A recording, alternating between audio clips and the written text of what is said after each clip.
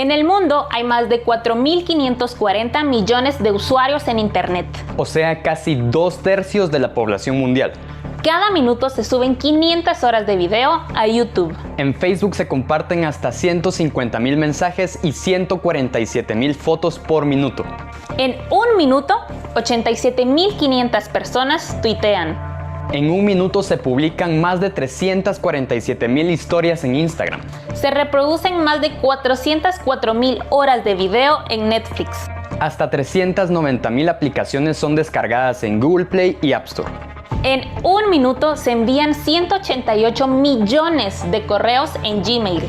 Y TikTok es instalado 2.704 veces.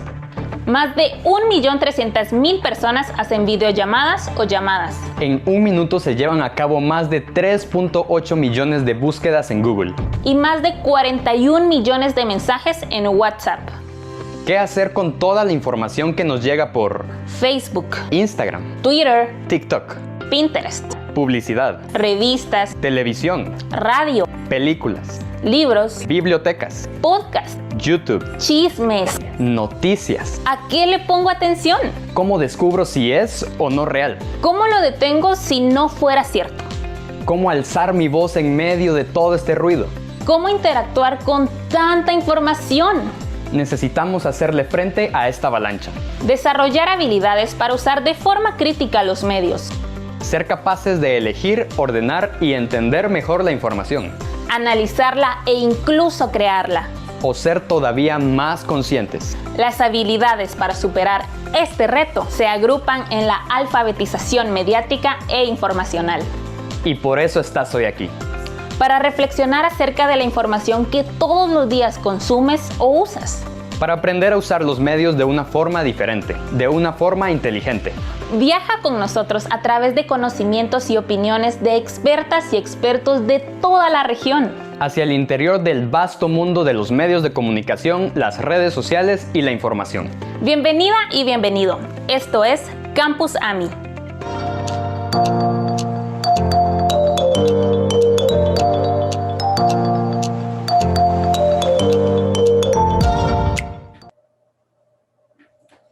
Hola, hola. Hello. Hello, everyone. Welcome once again to our new event of the MiLLi campus in Central America. This is the week that is dedicated to literacy in Mediatic and information. So this week is very important. We have been sharing with you these digital events to talk about digital media and to build together those skills. It's very important to make an intelligent use of these media. I am Juan Sebastián Gómez. I'm presenter and director. And this is a service in Spanish.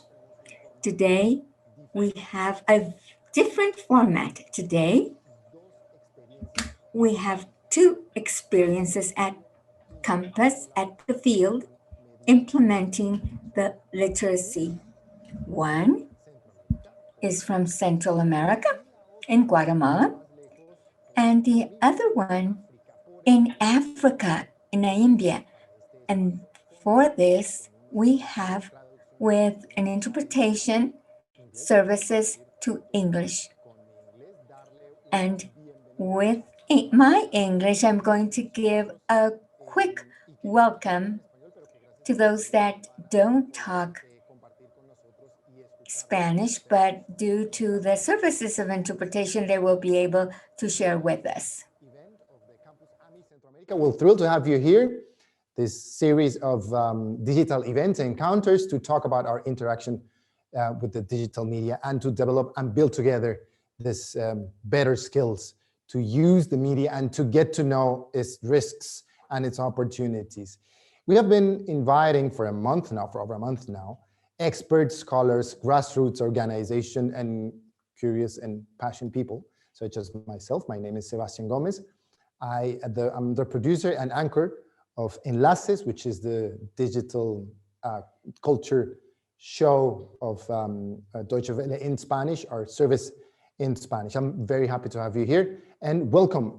Just a key information for you: if you don't speak Spanish, you just got here connected and you're seeing me talking in another language, you have the option to activate the simultaneous translation service that we have set for you. That's pretty easy. You just go to the panel. We're going to show you in a moment how do you activate that service. You just go to the main panel, and then you activate there the translation service, and there you'll see the language, which is whether English or Spanish. Muy bien. If you have any trouble, then you can, through our chat, contact our team here, and we will provide you with help. You can, also post questions. If you have problems, then we will happy to assist you there. Okay. Muy bien. Bueno. Okay, so here are guidelines for today. So please keep your mic and your camera off, and you can see what language you want to hear, Spanish or English, as I have already mentioned. Before presenting my co-moderator, I want to present Gabriela, who is in charge of the doodle memory, which we will be seeing. And this is a very interesting service that we want to share with you so that we can have key concepts that be clear. And Gabriela is going to be with us this evening. She is an illustrator, and she will be illustrating the key concepts of what we are going to see and learn tonight. So now I am going to introduce our co-moderator, Cristina Soto, who's been before with us at the campus and participating with us and telling about her experiences. She is an expert in the Mediatic and information literacy. And she is a partner with us in Guatemala with the organization Comunicares. Hi, Juan Sebastián, and hello, everybody.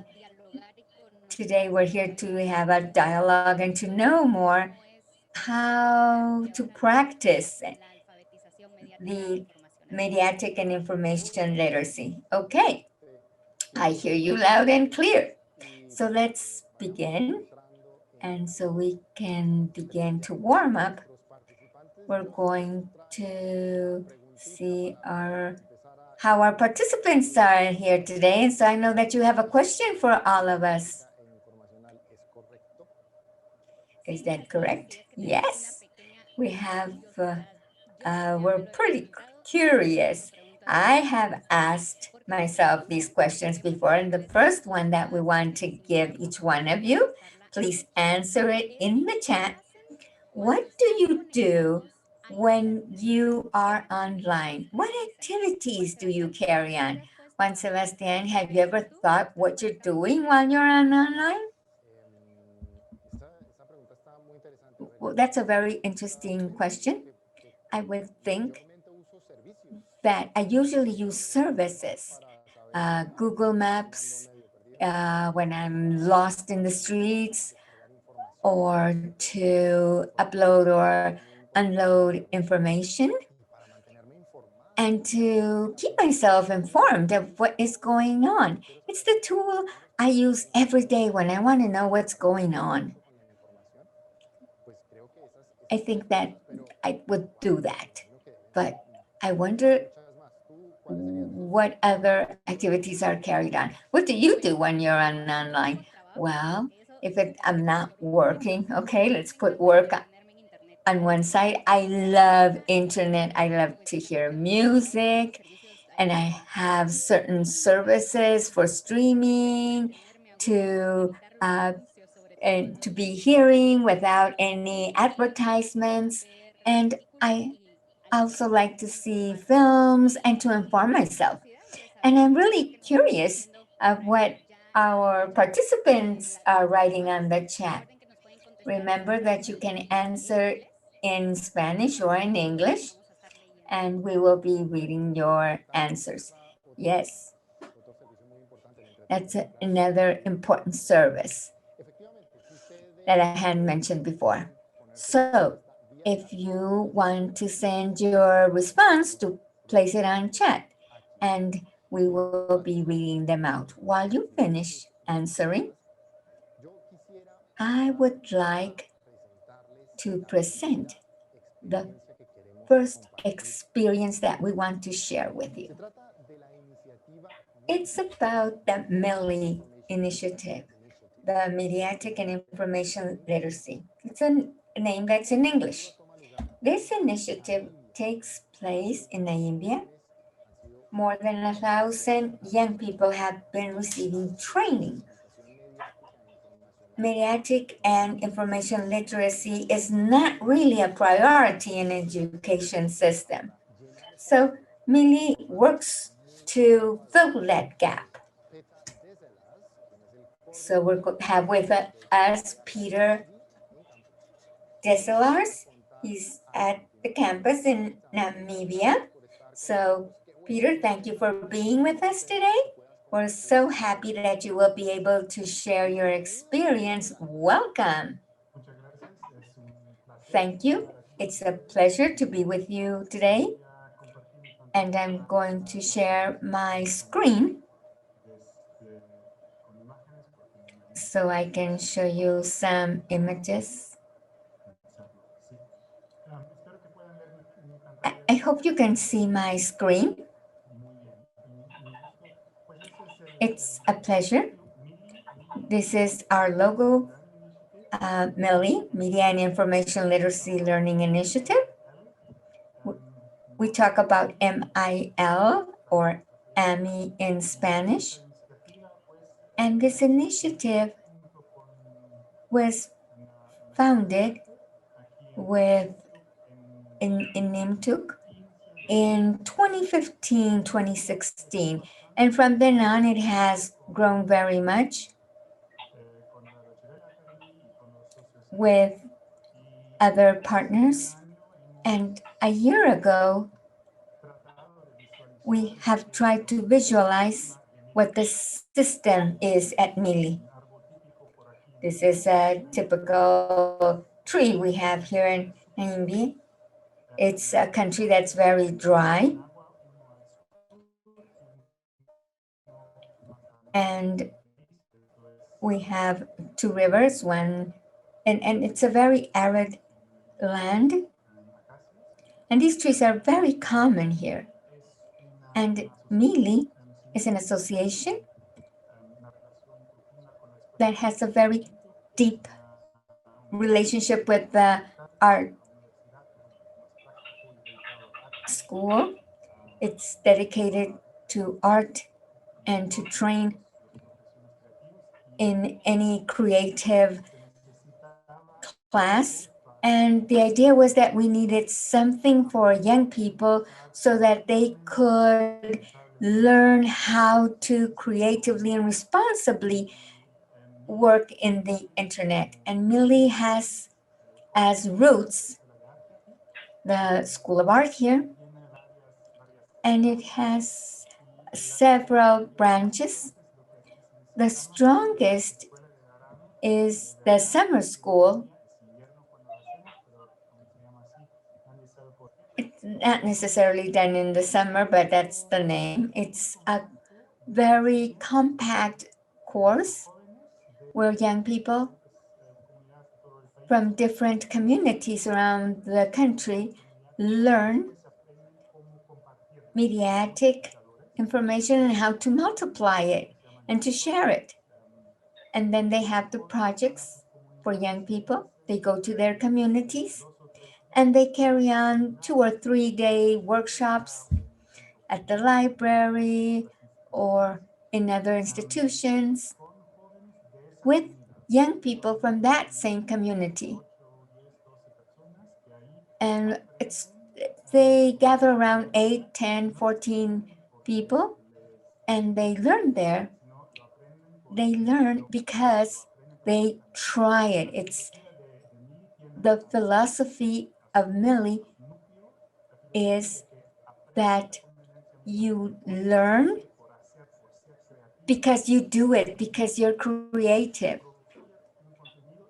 To produce a content, and you know that you're making decisions, you give your position, and you decide what information you want to share. And afterwards,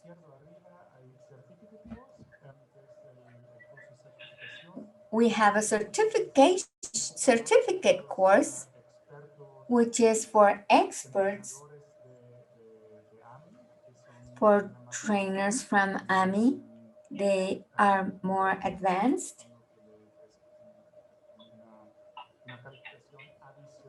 It's an additional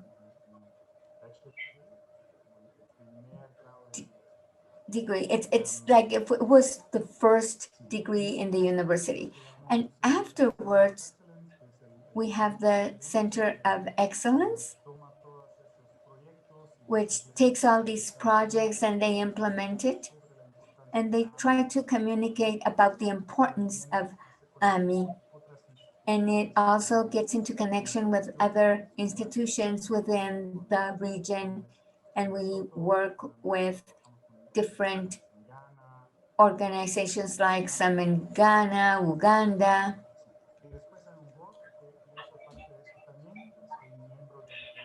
And there's also a board, which it's like the board of members of the association. So the roots are very important. It's a net of organizations in the communities, some NGOs, some educational partners, like schools. Majority are like centers where young people gather to do different things. And in some cases, we also work with government partners. And that would be the size.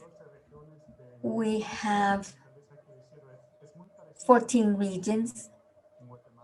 It's very similar to the situation in Guatemala. We have, like in Guatemala City, there is a lot of activity.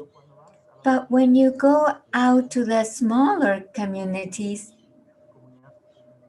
these communities have, let's say, 1,000 a population, and you take 3 hours to get there, for example. Then we have identified that it's not just to be in the city, but rather you have to go to every corner in the country.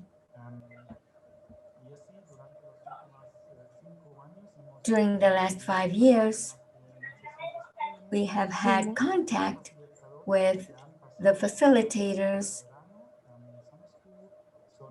that have gone through summer school, more than 150 facilitators. And we have been able to develop specific offers for different groups. And we are also working those, like we call the models. And we also are based in a means of communication. One is picture, photograph, and music, photograph and video. And for almost 2 years, we have been trying to also be focused on the social media. And also we empower young people in order to have a constructive dialogue. Uh, what we are trying is to talk about misinformation. And we also talk about the behavior in the web. Uh, Also about the hate speech. Sorry, I'm speaking half English, half Spanish. And we also speak about the diversity as well as the safety in the web. And so on. As you can see here in my screen, that is like we see the picture of the project of youth people. We try to keep the open discussions. We have to try to keep it interactive and keep practicing. You see at the bottom right, you see a radio workshop where young people are producing actually, and they realize what happens when somebody is making a comment in this communication media, and it increases their capacities in the MiLLi capacity. And since we wanted to know if what we were doing is actually working, and with the Dolce Valley in Africa, there is a study that it is Amy MiLLi Index. And we were asking, are you able to compare what you measure in the media competency if you can make the comparison in focal groups with young people that haven't gone through a similar project like this? And the findings were that the different media knowledge was different, as well as the effect.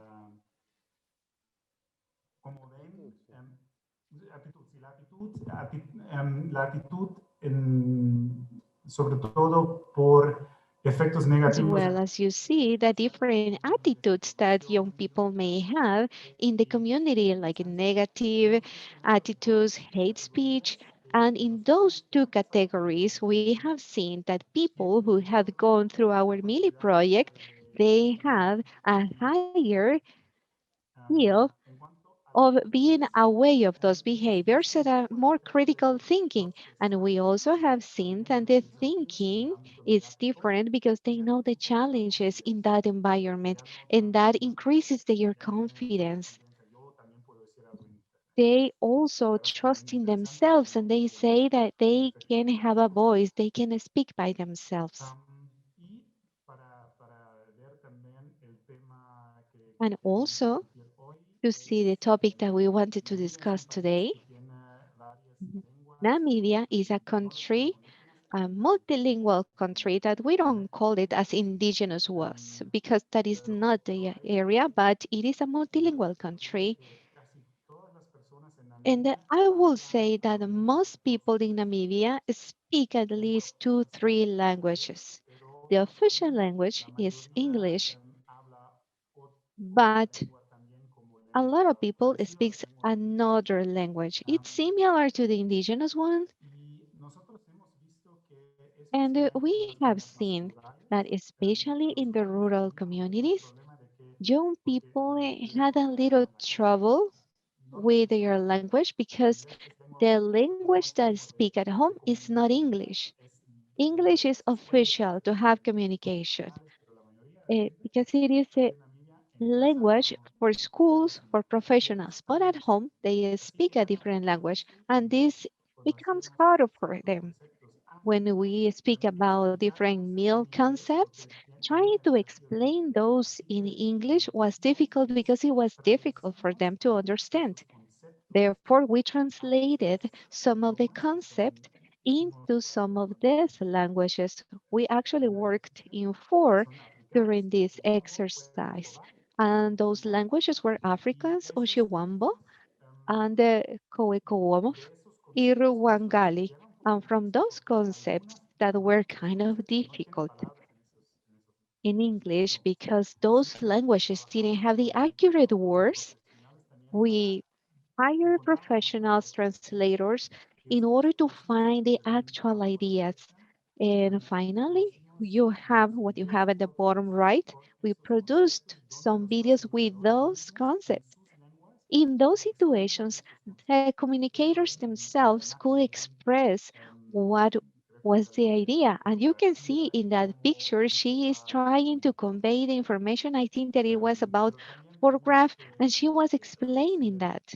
And we also translated meal, the meal concept in those languages, those kind of informations that were coming from that. And that became an interesting exercise.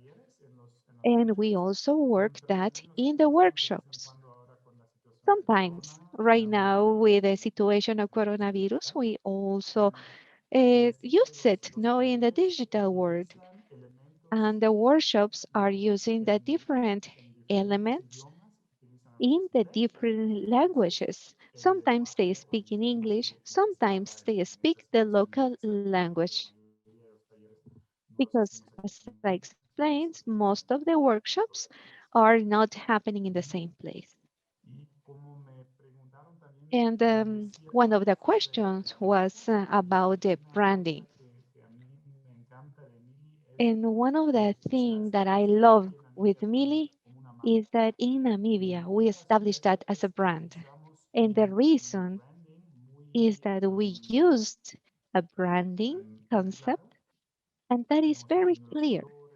As you can see, you have the colors, you have the pictures, and all the details, and as well as you see the star. And the star has 5 peaks, and that is translated in the theology we have, because some of the things we say, give me five, and we always talk about 5 things. And we use a lot the social media.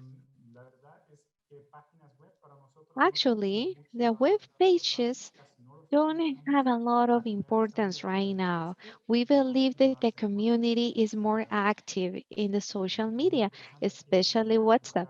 Here, so the south of the African continent, WhatsApp is a very communicative platform and actually becomes the most popular one for groups. And sometimes, as professional people, we don't know what is happening in those groups in regard to misinformation, but we understand that a lot of facilitators are very active in WhatsApp. That is the reason that we started to provide some teaching material through WhatsApp. Well, thank you very much. This was part of what I wanted to share with you. I have time to answer some questions. I hope that I didn't take more time than expected. Well, actually, we already have 25 questions for you already. It's really interesting. And the first question we have a lot. But anyway, we want to take it briefly. I would like to know, can you make a differentiation between the competencies? Because you mentioned at the beginning that there is one related to the middle consumers, but actually there is a training of trainers. So what are the requirements of a trainer? What do you think that are the skills that a trainer must have? That a person who is conveying the meal information to other people, what does this person need? Well, I think that the most important thing is that trainers come from the communities where the skills are going to be shared, because our logic works that if we apply the things that we teach is that we are going to train you, and you are going to have the support of your community, your organization, because if you come from the reality of the young people, of the reality of the social media of your age, you are going to understand the challenges. And then when they come to the summer camp, I think that there are 2 or 3 things that are very important. Want to learn more about meal. And I think that means that you're understanding the concept, but that you are in a continuous learning, because you know that the media information changes continuously. in different levels. Now, with the coronavirus, we have seen some other information related to the disease. And around 1 year ago, we had national selections and we had a big problem of hate speech. And it was not nice at all. And the different aspects were different according to the time we're having, the different platforms they use. And I think that being open to continue learning and being reflective about that, that is paramount. The other thing, it is about the uh, methodology that you have a learning space for you. The idea we have is that I am the facilitator, and in saying that I know everything and that's it, no, that's impossible. I have to create an environment when young people brings their creativity, their curiosity, and they may be able to experiment and they may learn to do and to produce by themselves. And the third thing, I believe that it is the interpersonal relationship and with the community. I think that facilitators learn from themselves because if I am a journalist and if I have a more than 20 years working in the media, but my communication reality becomes very different to what a young person in Quetzaltenango is experiencing right now, or in other in the south of the country, of the same country of Namibia. It's different because it's based on different languages, it's based on different platforms. And I believe that in that community, if I have people with who I can reflect with, it's going to be different. But what happened today? The young people have another idea right now. And that's why I believe that it is important that young people may be active in their own reflection because we have to use it constructively for our own behalf. And I do believe that it is very important to have a good relationship with the community and have the good roots in the community, especially because it is the place where we are working as communicators. And from them, we can convey the teachings. Very interesting. I just want to be brief. I have some information, and of course, we already said some questions at the beginning, and we already received some answers about it. Some of them say that they research by internet, they entertain themselves, they find out some details, they actually go to museums. Now with the pandemic, that is a very important service because they use the internet to communicate to their family, to watch a TV series. Thank you very much for your answers to our questions. And I know it's very, very interesting with this first experience. Now I want to introduce you another thing, but because later you're going to have the opportunity to share something with us. But I also want to talk about the other people from the other project. We already had the presentation Peter gave us. Now I want to introduce the project Informatecos. It is Oneida Rodas, and she is in Comunicares too, and they are going to explain us a little bit about the project as well, as we want to send our greetings with the two producers and who are going to be with us, Juan and Marjorie. And they are people who are also working in their native languages in the different territories they are. I don't know if you are there, so just to say a few words. Así es, Juan, sí te escucho perfectamente. Yes, Juan, I am listening to you Bienvenidos a todos, perfectly. me alegra ver I la send my warm presencia de tantas greetings, and personas I am so happy reconocidas. to Me see a alegra big igual list of que people estamos connected todos here, juntos new aprendiendo people sobre AMI. that Así are que actually me alegra learning all mucho together with us about MiLLi. el día de hoy sobre We are informática. thrilled about working and talking about Informatecos, of course. And we have another co-host. As you know, Cristina, what do you see about their responses? Have you seen any of them? Are your impressions? Well, as you have said, the pandemic has invited us to use a little more the internet in a different way. And actually, that brings to our mind another question about what is happening with people with the lack of access. And that is actually the topic that is coming. What is happening with the public, with the audience that actually has a limited connectivity? That is going to be actually the media and information literacy. And Peter was giving us a little approach about how they are dealing with it in the project of MiLLi. Well, Peter, actually the question we had here in the area where we are, if this branding you were working, this marketing strategy, do you think that it will help you to improve the condition that you are living right now? The obstacles that you are facing, in regard to the access to the service, could you please explain us a little bit about how the branding has helped you? Well, actually, it has helped us because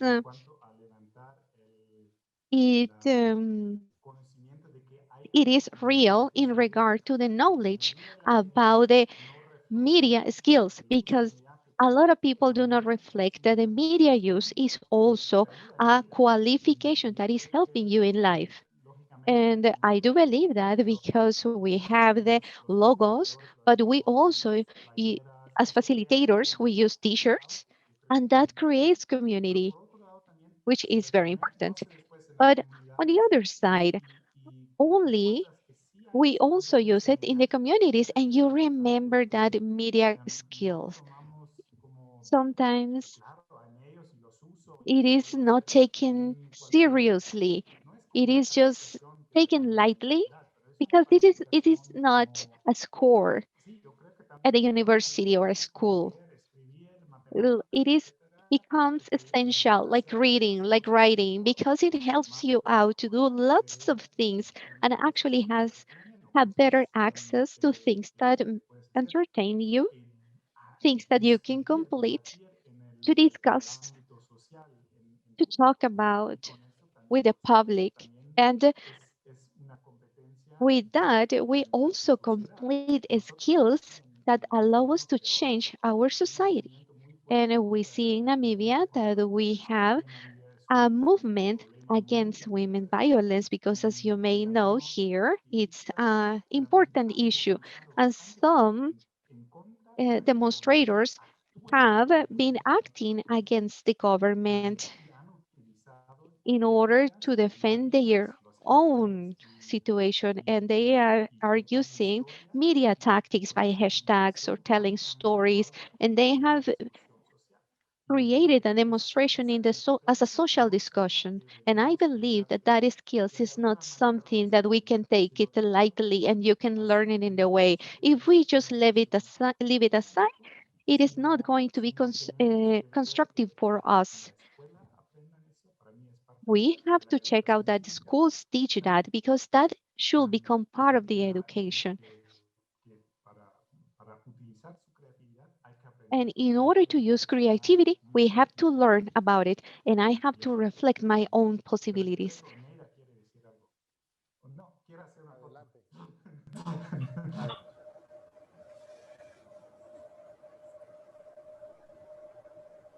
A mí me emociona en realidad Yes, I este, really get esta excited charla porque en realidad both hearing Peter because what he tells us inspires us and also makes us think about that we're taking a parallel path that is very interesting. And I believe that this motivates us very much because in Namibia they have covered road for more time, and it's very inspiring to hear them, and we get excited because it allows us to see that we're doing things that are very similar that can be very interesting for our community. Okay, before continuing with our next presentation, Cristina, you have another question for our audience. Or if you have any other consideration. The work that MiLLi has done has caused me a lot of curiosity, and so I'm so excited to hear it from the first source. We're talking about the Mediatic and information literacy. Yes, and I have a lot of questions today because I'm very curious. And in the previous question, we were asking about what do you do when you're online? And now we want to know if you have thought about how much time do you spend on the internet? That's the next question. On a daily basis, how much time do you spend on the internet? How much time do you spend on the internet, Juan Sebastián? Well, we've talked about that before, and we talked about the mobile services sometimes have that indicate how many hours you're on the internet. In the beginning, it was around 3 hours and a half. No, we have to think that it's time well spent. But I think that those that are with us, they're going to put their hands on their heart and be very sincere, telling us how much time they spend on the internet for the good things and for the bad things. And they are already telling us that 4 to 5 hours, 8, 6 hours, and some talk about 12, 6. And now with the pandemic, this connectivity has increased and 10 hours. And I was thinking about that, and I have activated my digital balance. So there's a moment where my mobile phone blocks all the connection. But I spend around 13, 14 hours, be it because of work, that's 8 hours, but then you have fun. And then when we count it as fun hours, you see how much activity you spend connected on the internet. So what happens to people that have limits to that access, and how connectivity helps us to understand our reality and how our role in society works. And that's why we want to present the Informatecos project, which is the second session of what we have prepared for today. Okay, go ahead, present the project. I think that's very interesting. After the pandemic, the amount of time spent on the internet increased. So that's very interesting. Yes, please go ahead, present our next project experience here at the campus. Well, some are going to say that I am cheating because I have the logo of the Association Comunicares. For me, it's a real pleasure to present this project. It's a project that is being held currently so that young people, especially from 4 linguistic areas, Quiché, Quechí, Achí, and Capchiquel, may know about the mediatic and information literacy and the critical use of media, and of course, to be able to use it in their own mother tongue, and so that they may exercise their right to receive the information. And they do this through workshops, and they're carrying on some activities and very interesting activities. So I give the microphone to Oneida from Comunicares. Please present it.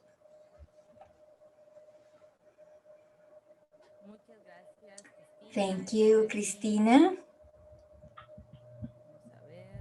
Let's see. Can you hear me? Good. Now I want to share my presentation. Okay, we have the complete screen on. Okay. I want to present with great pleasure this project, and afterwards my colleagues, both Juan Cucul and Maria Kutsal, will be able to participate with us to tell us more about the project. We're talking about Informatecos. We inform, we analyze, and we communicate. We do AMI in Guatemala. It's a project that we're doing, and this project is very important for us. What is this project? Informatecos is a project that wants young people from Mayan linguistic zones may get to know mediatic tools, be able to do critical analysis of the information and to express it in their own language. It's very interesting to know that Guatemala, which is multi-ethnic and multilingual, it's a project that generates spaces for young people with different linguistic zones.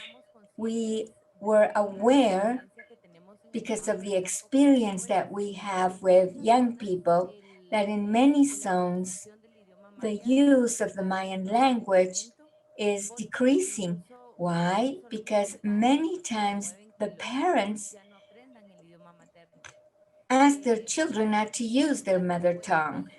The schools are not facilitating grammar school in their mother tongue as much as we would want it.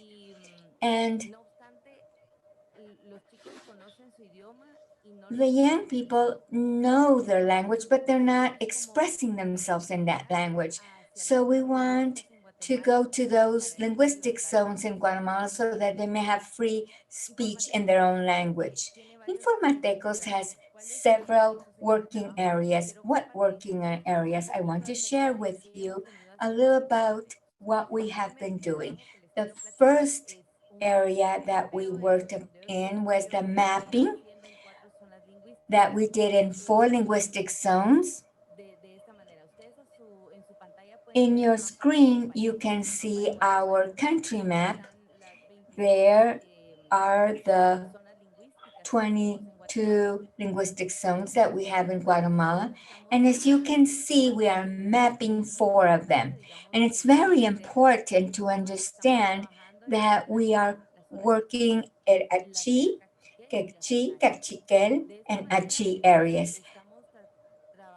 We are working and we have been able to do surveys through questionnaires, but we have also done focus groups to be able to collect this qualitative information. The information that we have received talks about and describes how the young indigenous people see their habits, their customs, of how they use the media. That has been very important. And right now we're in the phase where we are tabulating all the data. There are very important data. For example, relationship that the young people have with the radio, for example, and how the survey explains and demonstrates that 90% of young people have credibility in radio. When we ask them regarding the use of their mother tongue in public spaces or community spaces or in social media, they say that many times they don't use their mother tongue in social media because they're embarrassed to use their mother tongue, but they know it, and they use it in private zones. So we think that it's a human right to express yourself in your own language. It can generate the difference being able to express themselves in their own language through Informatecos. In this mapping, we worked with digital validation that would introduce the MI concepts among the young indigenous groups. Informatecos was not born in the digital area. It was born face to face. And then what happened? Pandemic came in, and we had to think, okay, we're in pandemic, we're all shut down, so what can we do? So we have trained ourselves as a group to have the tools that will allow us to use the digital tools. So we have been validating these spaces. In Informatecos, it's like talking about a fictitious stone where we make emphasis and information, like in many projects that we develop. But here we're talking about information, be it digital, similar, or any type of information. And the name, what it's trying to convey is to give proprietorship to the participants. Informateco is a space of a AMI culture. It's identified as a person that is part of a generation that analyzes, compares, and uses the information.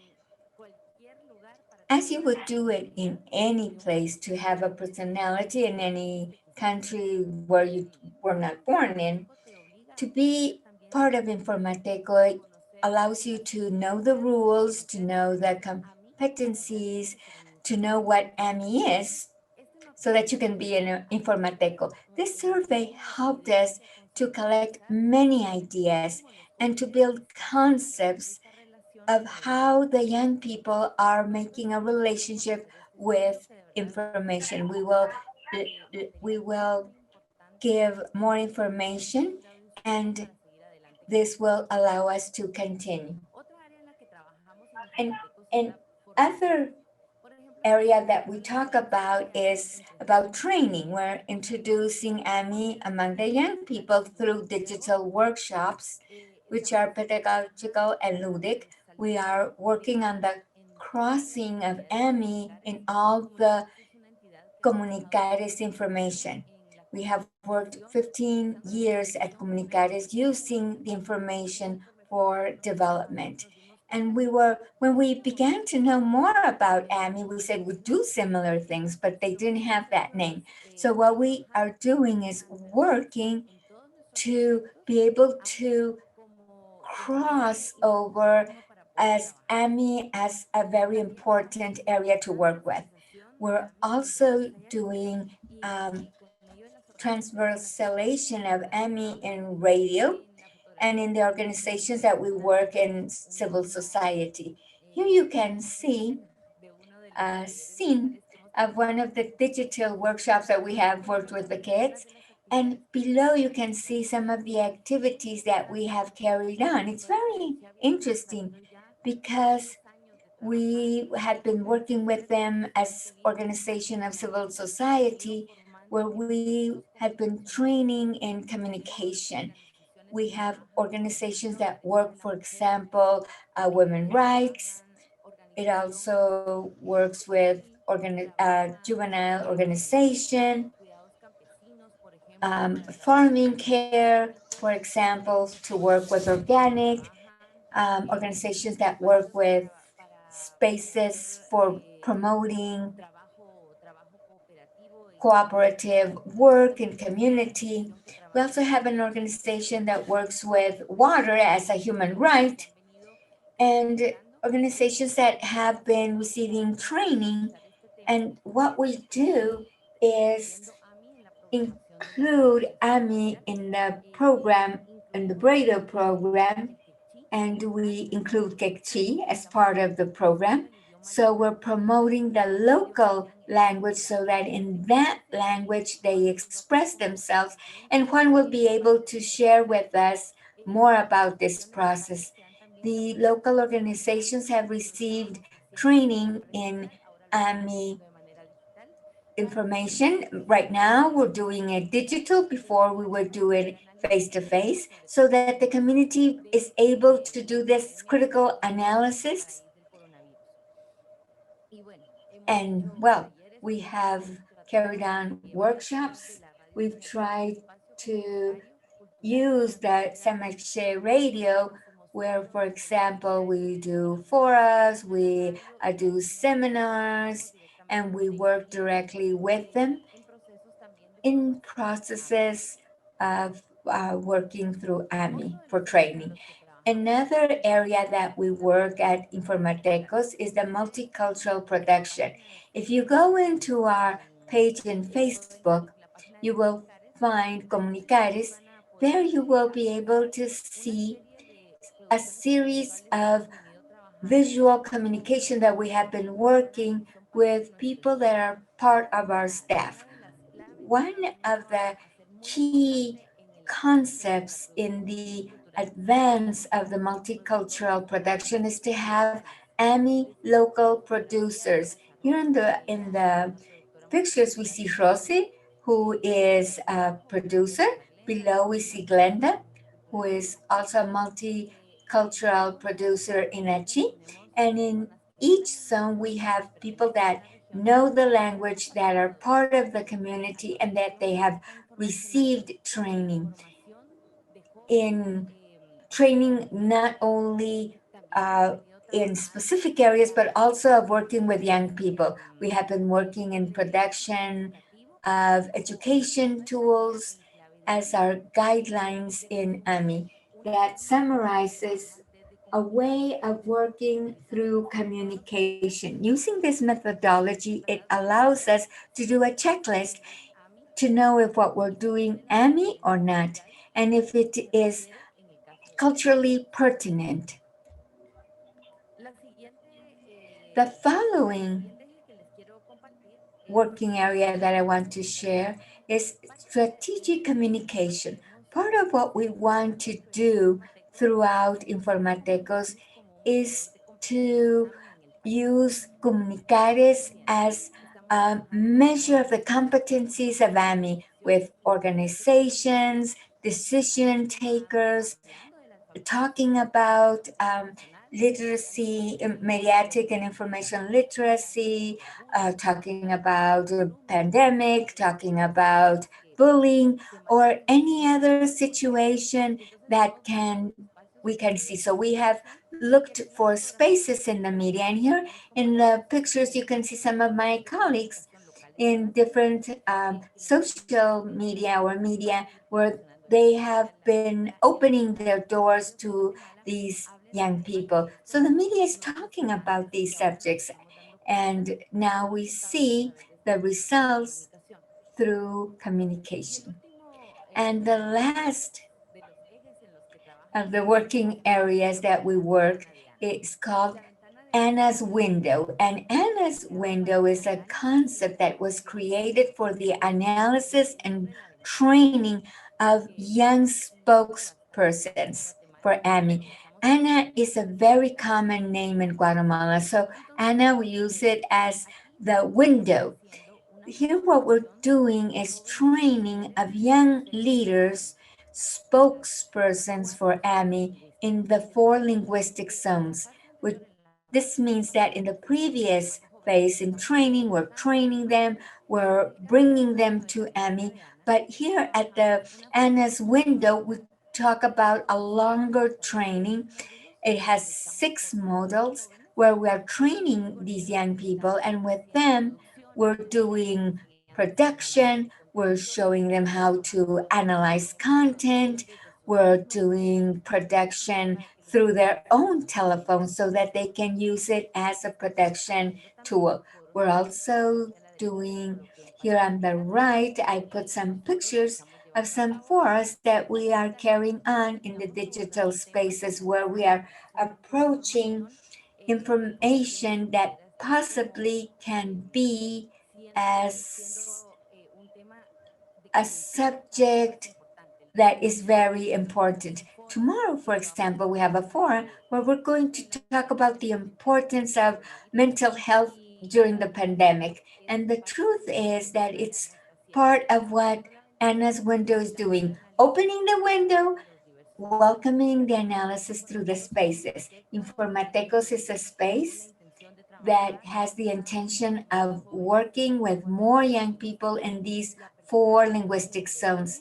It has been incredible. We have made many alliances with the Ministry of Education, with local authorities, with NGOs, and through these links, we've been able to talk and has allowed us to get closer to the young people, introducing the mediatic and information literacy in a fun way and in an interesting way where the young person feels part, feels empowered, and discovers their own talents.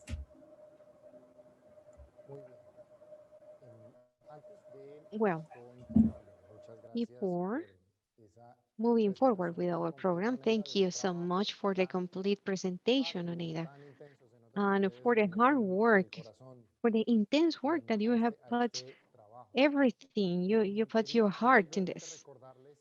Briefly, I wanted to say to all the participants that we have a total memory from our graphic artist, Gabriela Racines, and she is providing all the memoir, all this event, and we're going to have access afterwards. I don't know if Gabriela is there. Maybe she can help us to see how she's working. She's doing her work over there. Great. Wonderful. Okay. We can see the perspective she's showing us of all the work she's doing. We're going to have all the key concepts, the key words of everything that Oneida shared with us, that Peter shared, and it is about the web, how we can counterattack all the bad effects. And right now, we're going to give you the chance to talk to all the participants. I don't know if Cristina can tell us a little more impressions what you have. Also, if Peter and Oneida can interact a little bit more. And after Cristina give us a little more of her impression, we are going to give the space to MiLLi and Juan. I am thrilled to see the different and creative ways to work the topic of the media and information literacy. This is one of the biggest challenges, to create a meal understandable to all, and we can achieve to that only by practice. When you can start using the media, you realize that your cell phone is a tool to communicate, to have access to the communication, and you give it a different use. And I think that in the framework we are right now, we have to learn to use the information on our behalf, because that is key to perform the rights that we have. Remember, you have the chat box and you can use it to give us your questions. You can ask anything you want. And we have some of the question already here. Remember, we have Peter, Oneida, MiLLi, Juan. Also, if you have questions about the projects you are hearing about, you also can make a comment in the chat box. Luis is saying, how do we take meal to mothers who are concerned about their children's safety in internet? What do you think about it? Well, from our guest, who would like to start? It's a huge question. Well, I was writing to Luis right now in the chat, and I'm going to end later. But in the way we have addressed this topic is where we have a workshop talking to parents to be aware about the digital gap. The adults, we are not native digitals, but we have to raise awareness of something that is everywhere. The one who has information has the power. And we are raising a generation of children who do not know the response to the questions in the way we asked. When I asked to the mothers, to the teachers, when you had a question, who did you go to ask for it? And generally the answer is I went to my mom, to my dad, to my grandparents or my teachers. But what about the kids? Who do they go to ask their question? And the same mothers and teachers say to Google. Well, there is a terrible situation in the level of digital gap because the parents have a lot of duties that think that the learning to use the devices their children use is like something additional. And I believe that we have to make an extra effort to keep informed, to be informed, about the lives of our kids. And we have to say to the parents, we have to do it. We have to approach the kid, approach the teenagers to see what they are playing with, who they are playing with, how do they solve their doubts in order to build the knowledge all together. Otherwise, this gap is going to become like is going to make orphan children because they believe that they are not going to have parents and that they are not in the status of solving their doubts in life.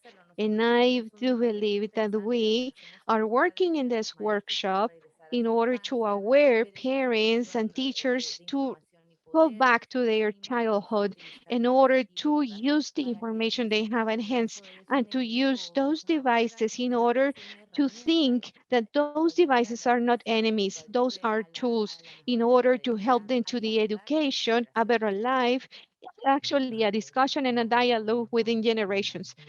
A key word you said is all together and a reflection. I don't know which are going to be the challenges of my children. And I cannot prepare for something I don't know. But what I can do is use all together the devices and reflect all together in order to raise their awareness and so I can know what they are doing there. Finally, they are going to have the capacity to protect themselves and to reflect on what they are doing. And sometimes they are going to approach me to ask questions that I don't know. But the worst is to pretend I don't know. I know, meanwhile, I don't know. But together we can try to find a solution. And I do believe that it is important that children may learn that we together can find the solutions, even with my mom, with my dad, that they may know and everything changes with that. And as a father, I think that I have to be the example for my kids. If they see me all the time in the cell phone, if they see that when we are just getting together on the table and suddenly I stand up, they are going to copy myself. So I think that it is important as a parent to be responsible in the actions we have. He encontrado aquí otra pregunta muy I interesante. have found another Por ejemplo, interesting question yo creo que in Maria Juarez from como, Mexico, como and mencionó brevemente en términos I'm not de sure, but apparently it was briefly las mentioned etnias, pero preguntan aquí que si about hay the algún material ethnic educativo origins. precisamente She's sobre el asking racismo if there is y a los meal discursos de odio material que talking permiten about normalizarlo racism delito and hate y que cómo speech. se puede And contrarrestar usando how la can literacia we mediática e counterattack informacional. Me the gustaría que media and Cristina information literacy compartiera against this? su And opinión I would like sobre to esto. hear your concrete opinion about it. Well, in regard to the material, we have some material in English.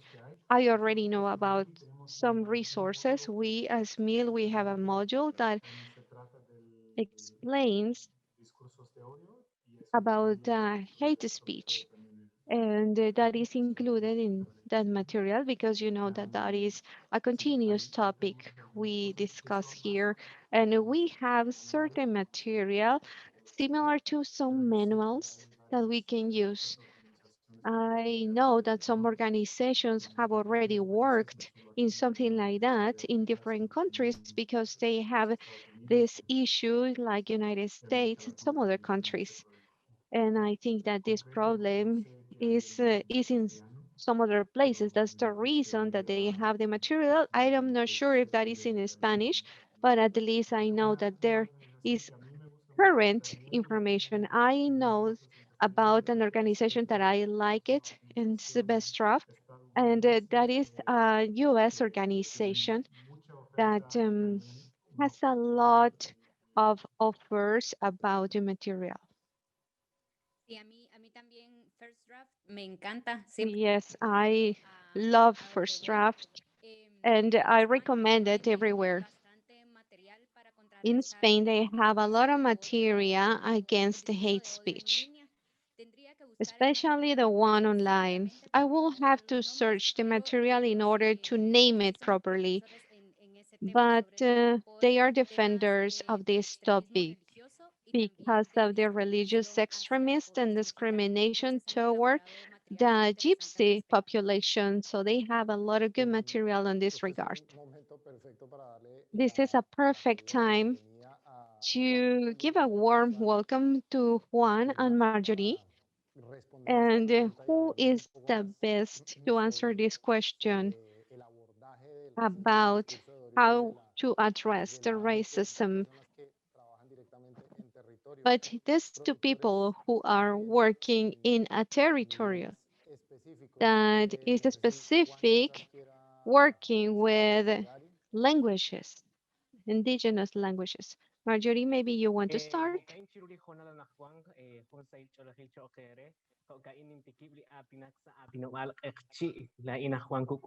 This is a native language from Guatemala.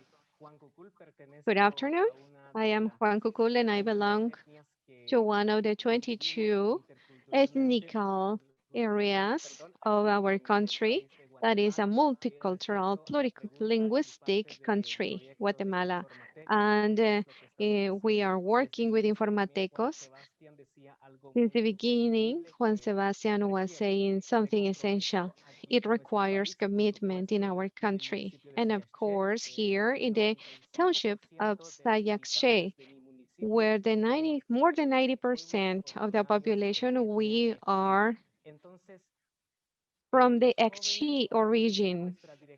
And our director was saying that some of the young people are embarrassed, and not just because they want to, but it is because of the prejudices that they suffer in our country. We are still not able to address ourselves in our own language.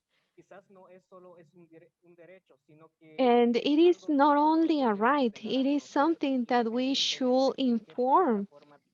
It doesn't matter the digital platform we're using, TikTok, any other platform already on a social media, because we only know that those are social media platforms for anybody.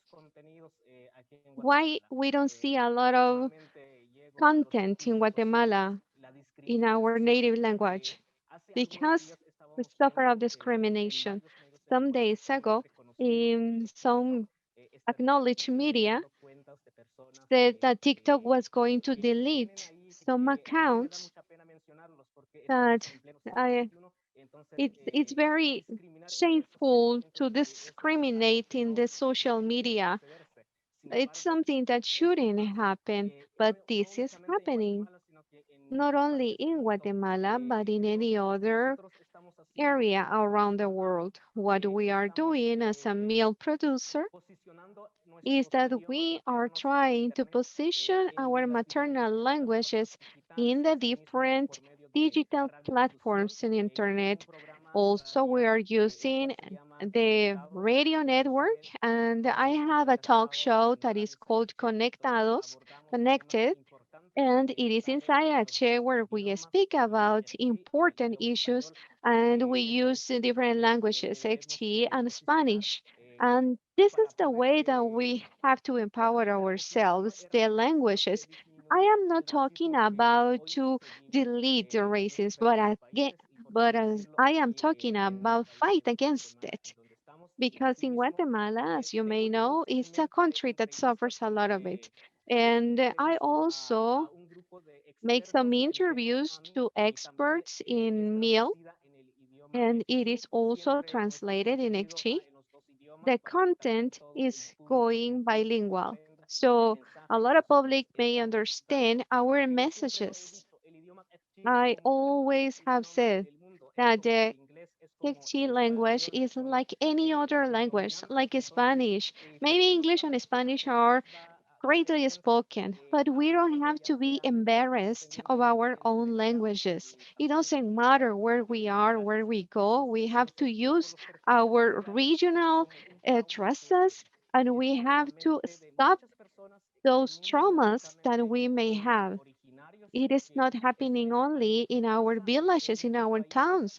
It is happening around the world. And what we have to do is to be aware of our condition and invite the audience to listen to us and to see what we are doing. It is important. In my own case, it doesn't matter who, because I don't have any restriction. I keep communication with anybody because I know that we all are human beings. We are children of God. It doesn't matter the religion, but we are people, and this is what we do in Informatecos. I believe that here I am a native person, I am a Guatemalan, and even though some other people try to make restrictions against some native people for being XC, for being from another ethnic, it doesn't have to be remarkable. We have to position the program we're doing. The Informatecos is launching MiLLi in our own language. And now I am going to give the space to Marjorie, and I know that she also has great information to share.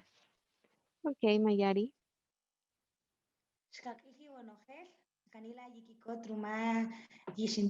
She's speaking in a native language of Guatemala.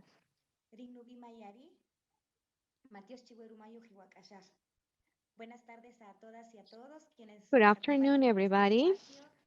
Good afternoon to all people who are watching at us. We are so happy and convinced of the good work we're doing in our linguistic areas. My name is Marjorie Kutzal, and jointly with Juan Kukul, we are part of this local producers in these linguistic areas.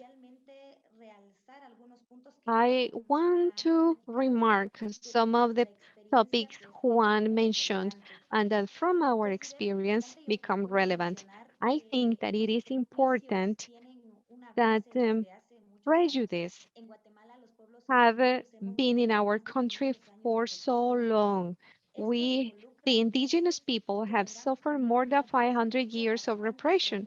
And that is the reason that we have a very deep, important history, especially as women, when we speak about media and information literacy, is a great impact.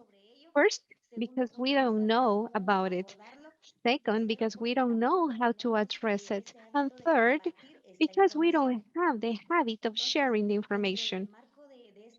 Therefore, within the framework, I believe that it is important to note that we have been careful of not creating a ritual in the terms. We don't want that. What we want is to give a freedom of expression. And this helps us that within our context and country, we don't want that action of ritualization of our terms. But as Juan was saying, we have to convey messages in our own linguistic area. And we already know that we have to speak in Spanish, but we have to speak our own language. We know that a lot of people that speak English or any other foreign language, but we have to keep the original language. We need to close our own language to the people who we want to reach. We have to verify the information. We have to be careful with the information we convey. Sometimes it can be considered like a strong effort because the verification of information take us to know authors, the thinking line of some people, to know how trustable is this process. And this is also making us to think in a critical way. And what Onelia was saying becomes true. Anyone who has access has the power. We cannot handle this power in order to misinform other people. However, without a real conscience, we don't know how we're doing it because we don't analyze the information. Well, with this, I also want to comment that a big part of the information is used without the source. And why happens that? Because from our educational system, we have the limitation that the native people do not have information. Information has been manipulated to the native people. And if we don't have the interest to self-train ourselves, self-educate ourselves, like in this topic of media and information literacy, we become totally limited. And I think that it is not only important to have the facilitation of information, but through Informatecos, we are closing, we are approaching to the reality of our villages. And this is something that makes us happy because the native people in Guatemala, and you know that we are the majority in the country, we have that right and the access and the responsibility to interact in the virtual world. Very important. So many interesting things for debating. As I hear you and linking it with one says that it's necessary to know about the social context when we go into working with AMI in communities. There's a question that we have there. I think that Oneida just talked about it a little bit, but maybe we can talk a little bit more. In pandemic, and if we can't have that face-to-face contact with the young people, how have you carried on the workshops with people that don't have internet? We have pandemic and shutdown, and then limited access to internet. Okay, and I have two brief answers. One, the lack of access to internet. We have to ask ourselves, why not? Why don't they have access? And like MiLLi and Juan was talking about, it's a lack of access. Lack of access can also be a lack of confidence in themselves to be able to inform and to be informed in their own language. Receiving training through AMI helps to go beyond that because I feel that I can express myself in my language. It's a very important experience that also helps to improve access and the active access. And I want to congratulate Informatecos for the work they are doing. It's very interesting to see these aspects and not to be afraid. What we have done here, we have tried to do some digital things. Normally, what we try to do is that we get young people together in some type of salon. They can share their mobiles. We have tried to do things through WhatsApp. where you can also interact.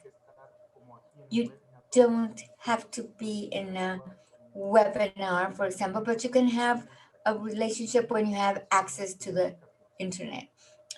Limited when you never have access. You can have certain relationship and you have certain access. That has helped. And we have done some workshops in those communities that don't have so much problem with the pandemic.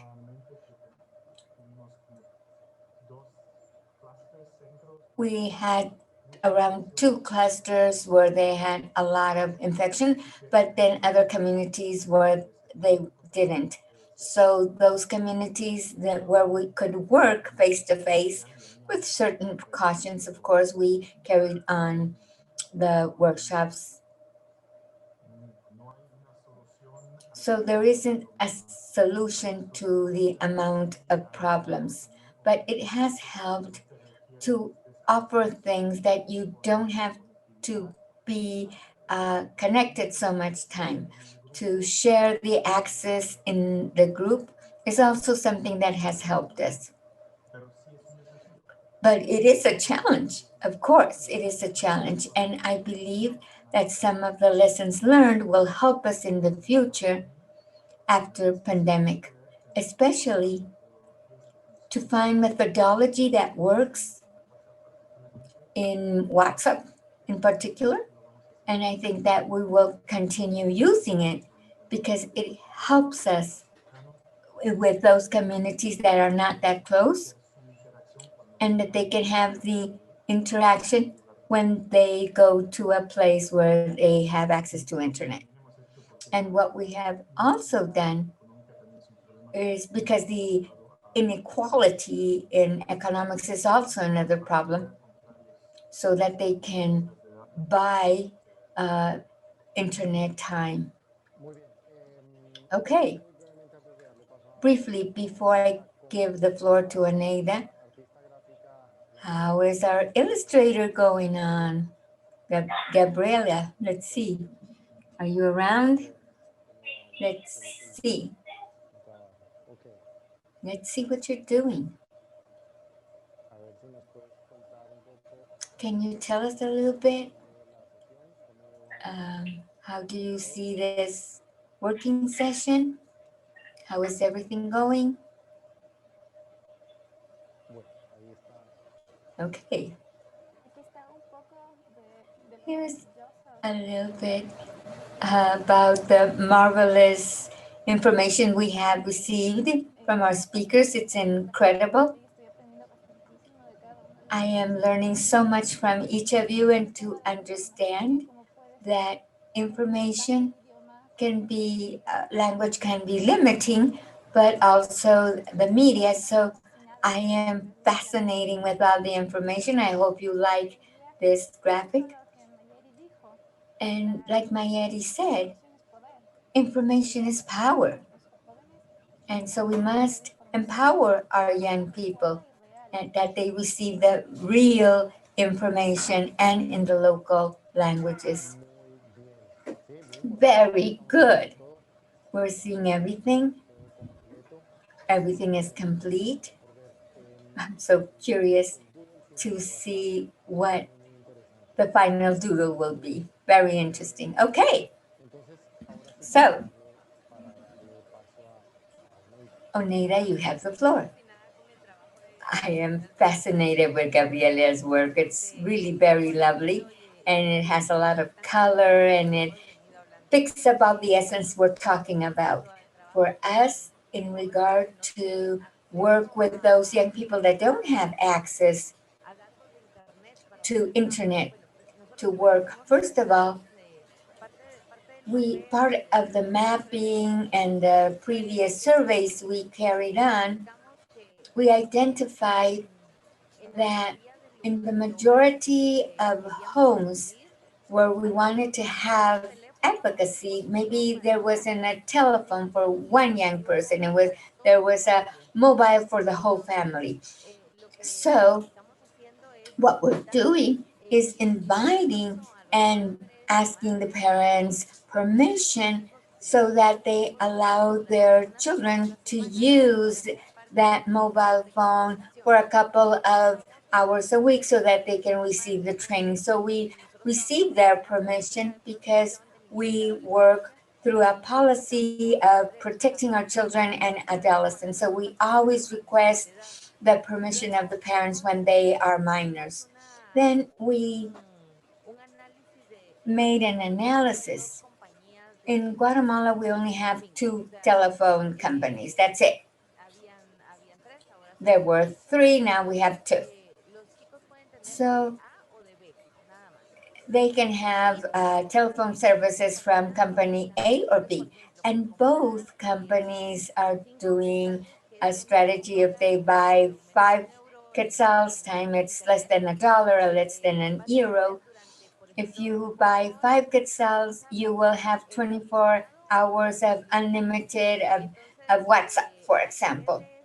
So through these spaces, we have been using these platforms as convenient as possible for the project to be able to communicate with them through WhatsApp and be feeding the Facebook through this way. Another thing that we have done, as Peter has talked about, is give scholarships to the young spokespersons of Informateca. We buy the internet for a day, 2 days, 3 days, it depends. And with that amount of data that they will be able to use for a certain amount of time, they can receive their course, they can record a video, they can upload the video and send it for protection.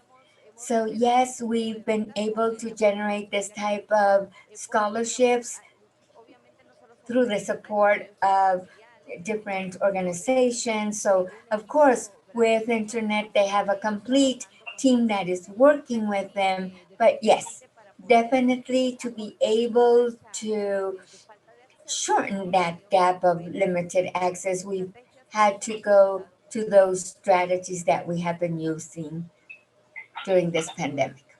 Okay, Cristina, I think that you're very interested in working with young people that don't have access. How do you see this? Yes, totally. What I really like is to see how from extreme situations we find solutions that are accessible in both contexts. That is something to make an emphasis because they can give us ideas of how another limited context this could be carried out. There are solutions, and that's where I would also like to ask Peter and Oneida, because it looks like it's an irony to use tools, similar tools, ludic tools to develop digital competencies, mediatic competencies. So talk about yet that not always mediatic competencies is a problem of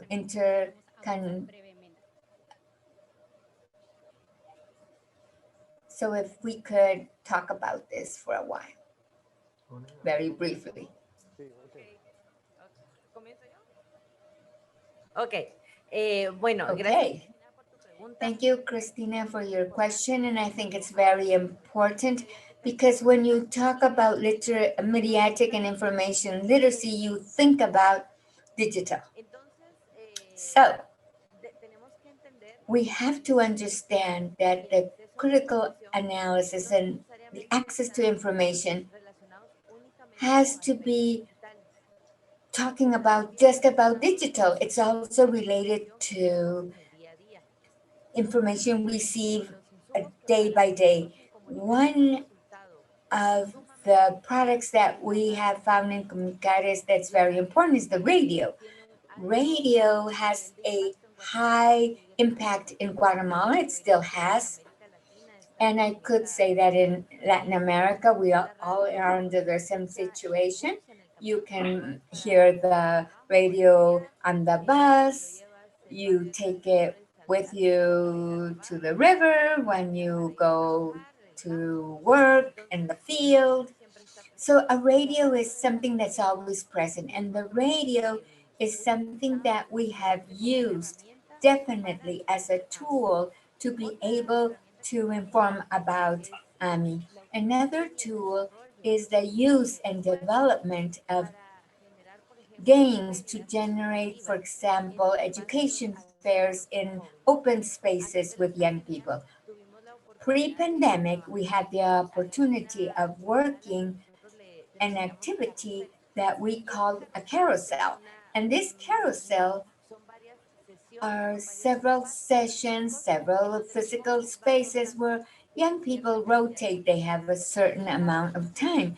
And in each space, we develop a game. For example, a memory, a lottery, a Jenga game, but everything related with mediatic and information literacy. This way, the ludic area that young people just love, it becomes incredible for analyzing so that while they play, they develop that critical analysis of working their what they like, their preferences, and to understand that, for example, a WhatsApp message that you receive, you don't have to replicate it unless you're sure about the information. But we don't do it on WhatsApp, but on a game where they compete and they play and they yell. And then we do the analysis and the closure, which allows them to receive that knowledge. Muchas, muchas gracias. No sé si ahora, Peter, tú quisieras agregar también. Would you like to add something else? Maybe a I couple of think things. that this is very important. It doesn't depend on how do you learn, if digitally or in another way. The most important thing is to have the reflection skills of making a good analysis and critical thinking. And you can apply everything you have acquired in the digital area. And also, if technology changes, you already have them. Another thing is that you have to think in a variety of media to make it possible, as accessible as possible. And I think that it will be like a spark of reflection. And afterwards, our spark can become a game, but you can create a dynamic action because a person with WhatsApp created, and then this person forward this action to the friends, and then they can play all together, or also can do it like if they listen to a radio show and then in the family they reflect about it all together. And I think that the solution is not saying this is the way we do it and that's it, but we have to provide different ways in order to make a connection with the people. And we have to learn those skills through those actions. I think that the highly important thing is learning to reflect about myself and the others. And if something comes to my mind, what does it mean? I have to think about it. Build competencies. That's interesting. Well, I know that, Chris, we have a question that is by the end, but I want to launch it now in a way that our participants will be prepared and they could share with us what they think. We want to know what is the takeaway that they have with them. What is your takeaway from this session? What are you going to replicate for yourselves? And in the chat, we have the answers. Maybe, Chris, we can read them at the end. We are close to the wrapping up time. And I think that here we have a question, very interesting question, but briefly we're going to address it.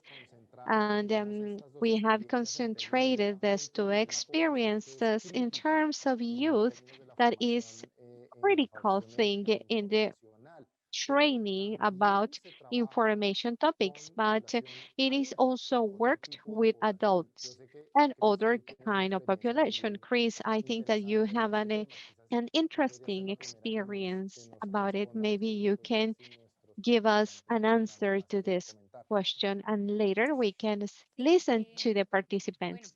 este suele ser un tema de bastante Yes, debate, de this quién is realmente tendría que ser el a público principal situation, a de cada discussion ámbito, thing, que, because que what se should tiende be a the pensar public of the precisamente meal? de los niños, And porque son el if futuro, de we los are thinking jóvenes, porque about son los children, presentes, y because que los those are jóvenes going to be the tienen future, or dificultades youth people, because para captar la they información, are the para present, or because they participar have en ella. difficulty to Y la um, realidad es think que about trabajar the tanto information, and desde esa actually working with mirada, meal digamos, from un the poco perspective, que we fomenta can cierto say that estereotipo, is podría trying llevarnos al to no instalar foster las some kind capacidades of humanas de la manera que stereotype. nosotros queremos. Maybe Y we are going to precisamente en los instill espacios, en meal los talleres que he capacities in tenido an con undesired adultos, way. esa es una That de is las the primeras reason that when situaciones we que digo de entrada. try to work La with adults, digitalización that is one of mediática the e things informacional I es say at the para todos beginning. y todas y no es una The media and preferencia, information es una literacy cuestión, is ya lo for mencionaba muy everybody. bien It is not Fernanda, an es age una factor. situación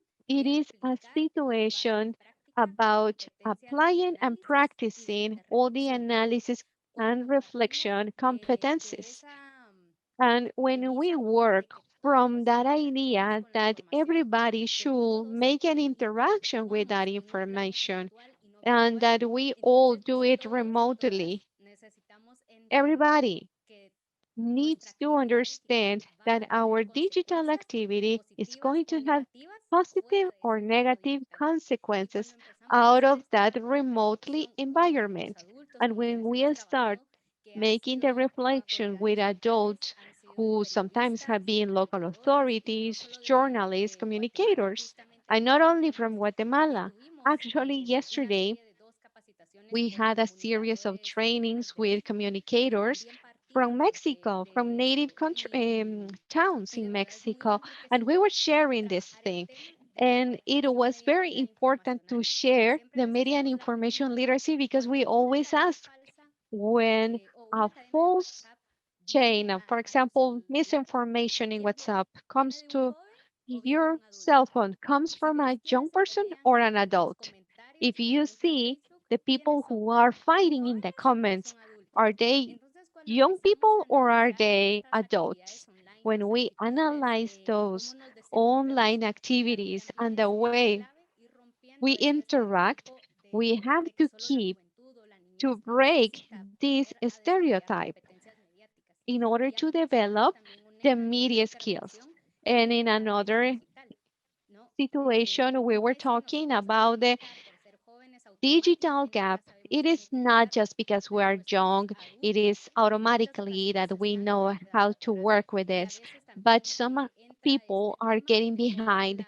And here we la have to talk digitalización also puede about the hacer excluyente digitalization and how it also con excludes ciertos sectores también de la población, several porque sectors of the por population. eso es la importancia de los replicadores That is the también, reason that ¿no? it is De que tú important to como joven replicate. ayudes a tus And padres you, también a as a entender, young romper esa person, help your jerarquía también parents que to entra en el understand poder de la and break información, down porque the por hierarchy ahí vamos a of tener breaking down experiencias the que power on nosotros hemos information. tenido And that is the de ser experience we have multiplicadores had, that we independientemente have to de la edad, multiply. ¿verdad?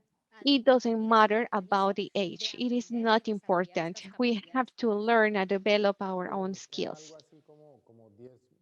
Well, we still have around 10 minutes, and I would like to listen on this topic on Ada and Peter in order to wrap up with the conclusions. And also, if you want to write down something in the chat box, what is your takeaway? So write it down.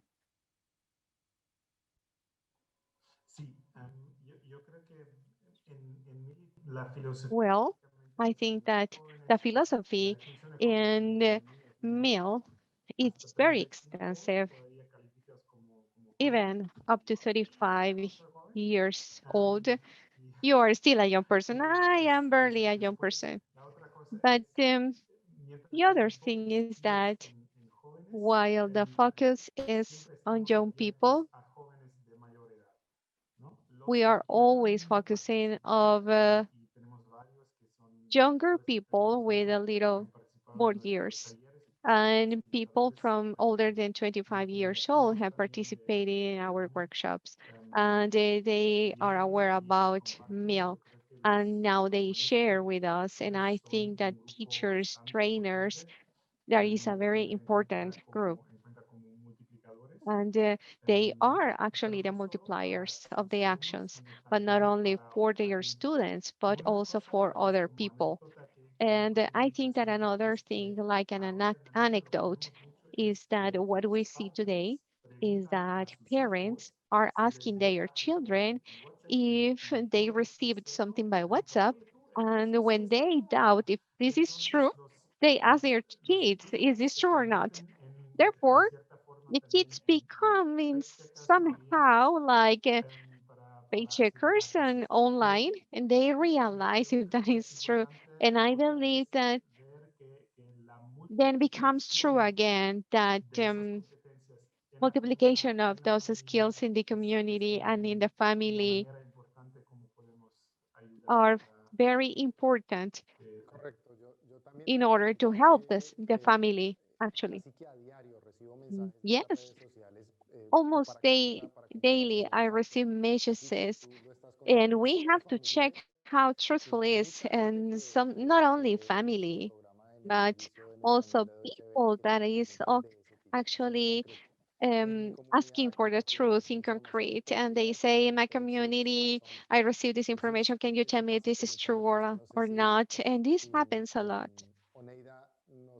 And Oneida, what do you want to tell us? We just have a few minutes.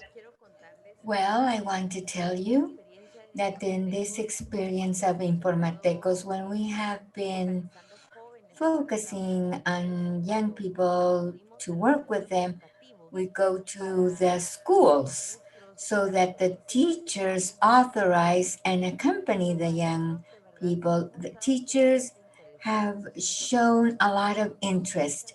We have now 2 open dates for workshops with teachers that were not in our main audience, but they have manifested their interest because it has been an impact for them the way that their students tell them about what they learn, and they observe and see how they act, so they want to learn too.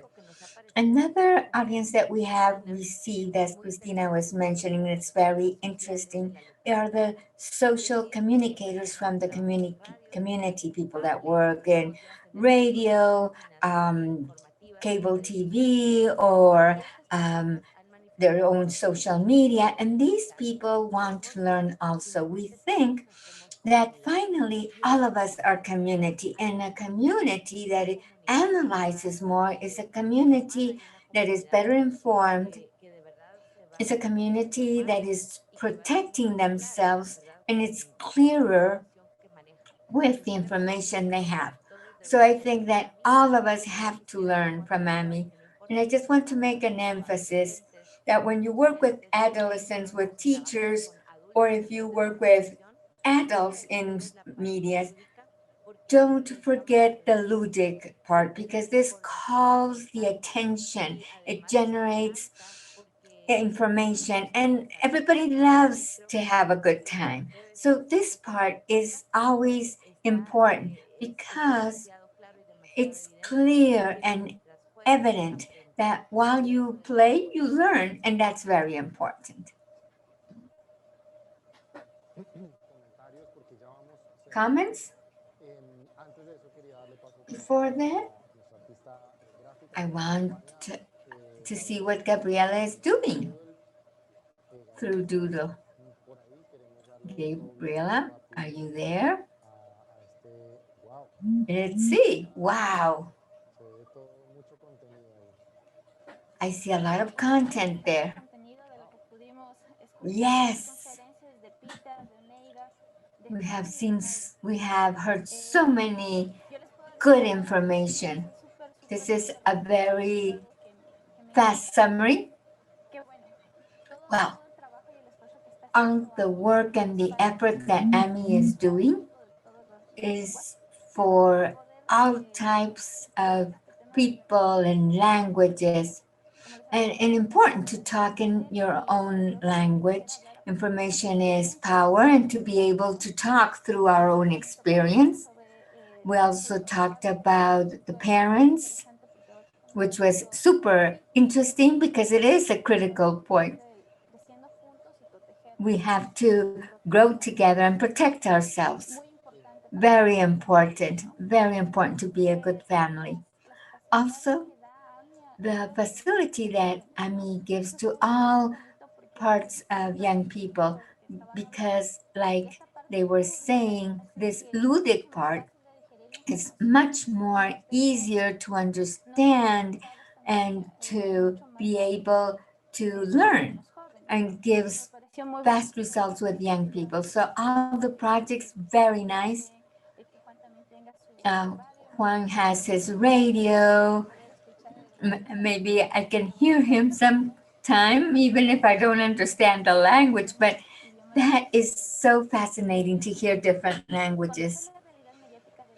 To be able to know the reality of the media in young people, what happens with hate on the web, how to work on that, how to share, to implement, to be able to clarify information. That would be my summary from what we have received today. Very complete, very good. It has been a very rich session, very complete one. This document, this graphic document, you will have it available for each of the participants of this session. Okay, Chris, can we read some of the final comments of what our public says that they're taking away? Why don't you begin? Celso says, I take enthusiasm throughout the experiences in Guatemala and Namibia, and how to reach the capacities in AMI and to be on the youth part. Yes, I see that AMI can be worked in different social contexts and cultural contexts, and it's important to take it to those that have less access. Another comment? The role of the locals as ambassadors in their own communities. That has filled our hearts to hear Juan and MiLLi's experience. It has been to work in a territory and to empower and to be proud of a wonderful culture. That would be another takeaway. How the mediatic and information literacy is important, and practical things that we've talked about, fake news and information that even if it's true is not complete. We have to see the context, and that's very important too, so that we empower our own cultures, how we talk, not only the languages, but slang, for example. In Latin America, we invent words. So it's true. Sometimes we don't know how to work around that. So we have to recognize ourselves and to be able to be part of those competencies that AMI brings to us. Now it's your turn. Yes, just what you were commenting. Erlinda Gonzalez says that she takes the enthusiasm of the right, of the liberty of expression in your own tongue. My takeaway is the importance of doing this type of thematics as accessible as possible, and the importance of putting it into context as much as we can. MiLLi has the challenge that it doesn't have a magic formula, it doesn't have a number of steps that's going to say this is how it works, and it works the same every time, everywhere. It doesn't work that way. So the literacy information, mediatic and information literacy is so important and it's important that be accessible and for all of us to be able to use information as good as possible. So we're ready. Okay, so thank you, Peter Deselaers, Juan Cucul, MiLLi Cutzal, Oneida Rodas, Cristina Soto, for being with us today. This will be uploaded on Facebook, and you can see it again. So until the next time in the MiLLi campus of Central America. Bye-bye.